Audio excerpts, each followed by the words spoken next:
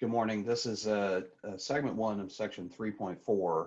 I just want to talk just real briefly here. I know that when we start dealing with rotations and circles for whatever reason, it's kind of a little bit foreign to people. But really, everything that we've done has kind of broken down into some fairly simple formulas involving arc length, angle, radius, these pretty basic concepts. And section 3.4 actually focuses on just kind of the next level of that, where instead of talking about a displacement of angle or an angle in general, you're talking about this happening over a given amount of time. This is sort of a lead in really to some physics topics that you'll probably see whenever you take a physics course of some kind, if you do. In a college level physics, in a high school level physics class, you don't tend to focus too much on rotating objects. But I mean, there may be some of that. You talk about angular momentum and whatnot. But in a college level physics class, even one that's not calculus based, you're going to have quite a bit more of this rotational dynamics that comes up. And so this is sort of a first introduction to this.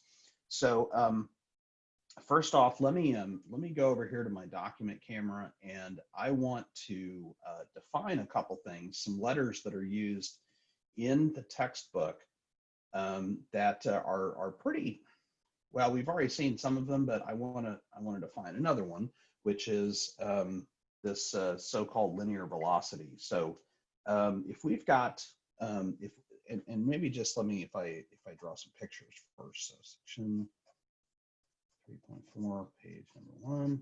So if you've got sort of some sort of a cylinder, a wheel, a hoop, something that's rotating around, right? You could think of it as, maybe it's going down the road or something like that. Very similar to the idea of the displacement with two cogs or two pulleys being the same. We have a relationship between the amount of distance that, if you imagine this wheel is kind of moving to the right with some speed, then as the wheel rolls out in a given amount of time, it'll cover a certain distance based on, if you take just your basic equation for speed is distance divided by time when the speed is not changing. And it turns out that the amount of arc length that is subtended by the wheel as it's rolling would be the same as if the ground was moving underneath it. It's sort of this principle of relativity kind of thing. So we usually use the letter, in physics, we use the letter V as opposed to S. You would think, the letter S, speed, something like that. But it turns out that there's a concept in physics called velocity, which is both speed and direction. And that's where that kind of comes from.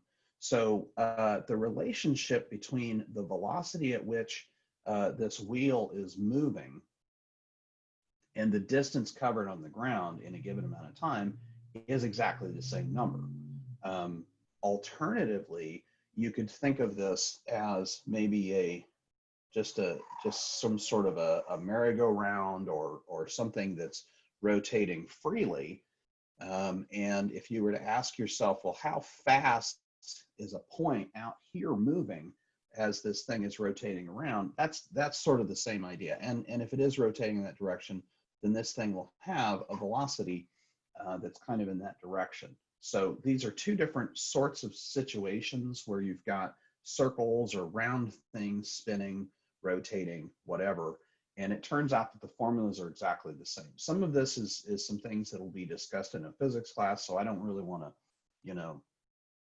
take that away from you all. But here's sort of the beginnings of this. So we in this particular case, we've used D to represent sort of a ground distance, but note that that's going to be exactly the same as the arc length. So the textbook still uses this S value and basically says, okay, so the velocity is equal to, in some sense, the amount of distance traveled by an object in a given amount of time, which we'll use for circles. We're going to talk about arc length. Now, again, this is assuming that the velocity is constant and all kinds of other sorts of things, but you know, I think that's not too much of a stretch there. Now, from our previous discussion, we said that S was equal to R theta, provided that theta is in radians. Okay, so we have sort of this formula.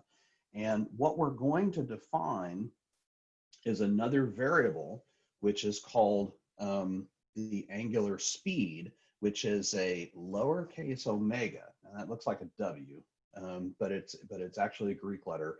And omega is going to be the amount of arcs subtended in a given amount of time. So this is sort of like a speed, right? But it's a rate of rotation in some sense. And so if we substitute that in here, we have that V is also equal to R omega.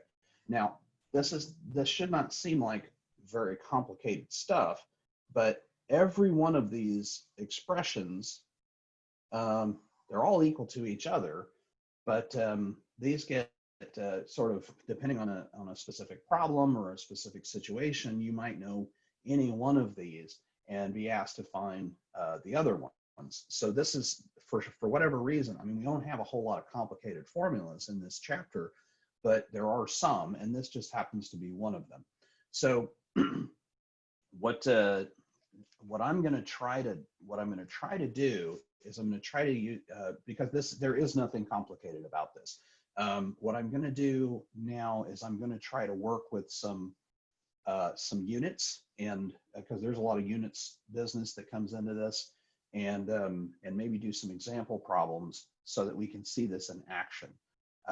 So let's say that we're dealing with a situation like this, where you've got something that's out on the edge of a wheel. It doesn't even have to be on the edge, but it's on some surface that's rotating, and we will discuss how to find how quickly it's rotating. But let's say we're talking about this point out here, and if we want to find, let's say, I'll give some different parameters. So let's start with working with this this angular speed for now. So let's say find the exact angular speed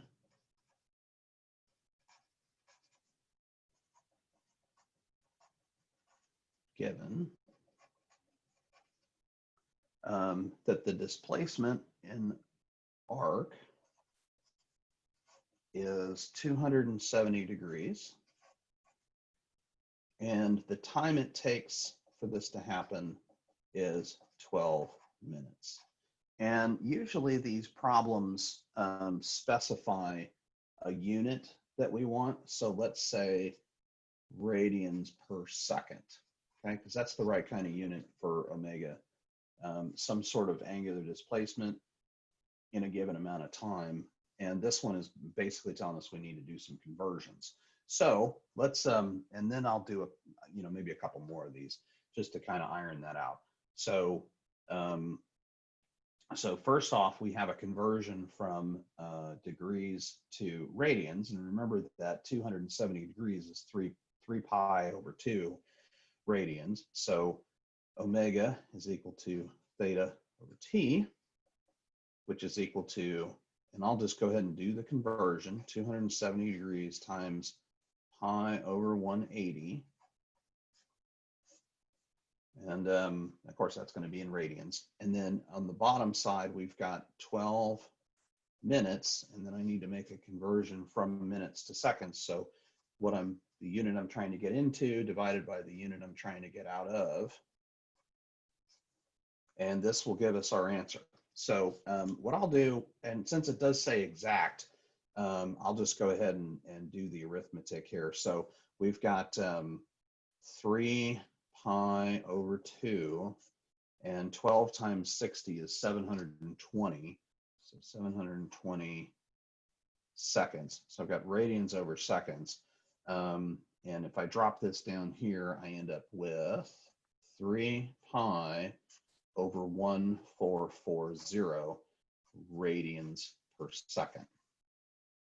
Okay, and that's the exact value. Let's try another one with some similar kinds of parameters. We'll just call that B.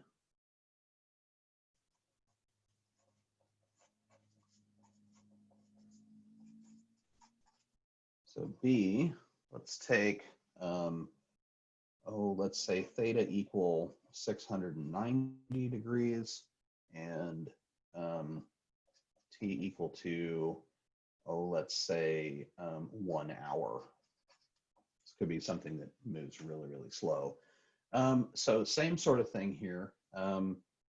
Omega is equal to theta over T, which equals 690 degrees times pi over 180. And then for your hour, we have 1 hour, and we want it again in seconds. So 3,600 seconds divided by 1 hour. So 690 divided by 180, I'm not really sure what that is.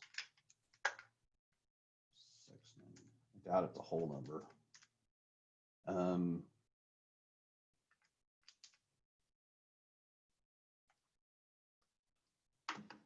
Well, let me try this.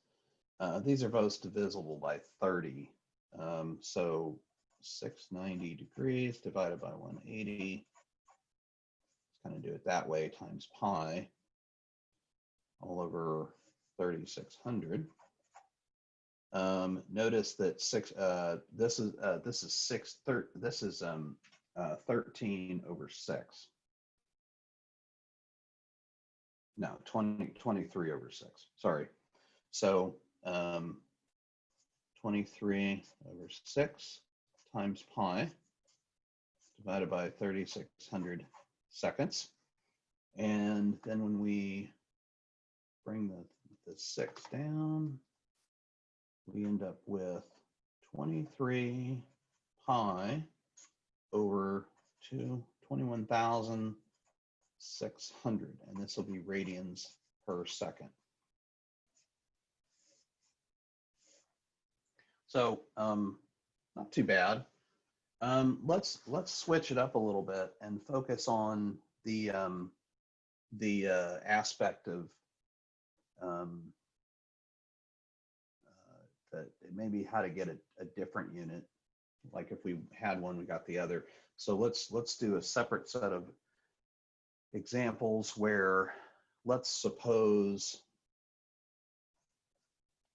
omega is equal to 12 radians per second, and the radius of this point is equal to 15 feet. Let's find the linear velocity. And remember, that's V.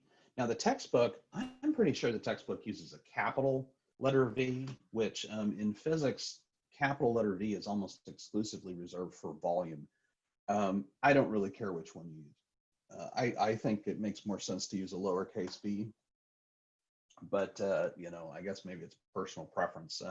It depends, usually depends on when you first see them. Most people take a chemistry class before they take a physics class. And so that capital letter V for volume becomes the sort of the first way you see it. Anyway, so if we're doing this calculation, this is actually a pretty simple problem because V is just R omega, and because this is already in radians per second, we don't have to do any major computations. So this is just going to be 15 feet times 12 radians per second. And remember, radian is just a kind of a non-unit to let you know that this has to do with rotations. So 12 times 15, these are probably from measurements of some kind. So they have two significant digits. Don't forget about that significant digit business. I think we're going to get 1,800 feet per second. Let me just make sure my arithmetic is sometimes terrible. Oh, sorry, 180. And then of course, this has the right number of significant digits, 180 feet per second, 2 times 2. Well, 2 significant digits multiplied by something with 2 significant digits gives us 2 significant digits. So these are all, I mean, we could do a lot of these. I don't think that there's a whole lot of use in doing that sort of thing. But I think this video is getting a little bit long. I want to come back and show 2 specific types of sort of applications, like sort of quote real world examples. But let me just start another session here, and I will talk about the Earth rotating, and probably also something involving clocks, because clocks are one of these things. For whatever, textbooks love the clock because it's something that by inspection you should know what its speed, what its angular speed is, and so they don't give you all that information. It's like this next step that you have to figure out. Okay, so I will see you all back here real soon.